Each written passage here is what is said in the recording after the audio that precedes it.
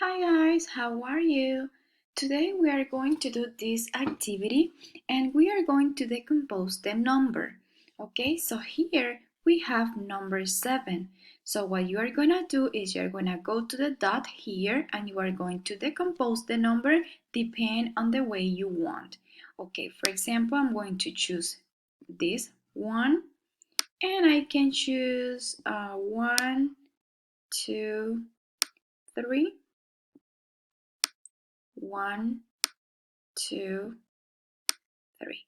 Because I know that 6 and 1 makes 7, okay? Or you can put here 2 and you say 5 and 2 makes 7. Or if you want to put one more in and you say like 4 and 3 makes 7. Or if you want to put one more here and you say like 1, 2, 4 and 3 makes 7. Okay, it depends on you, but remember the dot is right here and you are going to drag the dot in the box you want. Okay, so that's the activity that we are going to do today in math.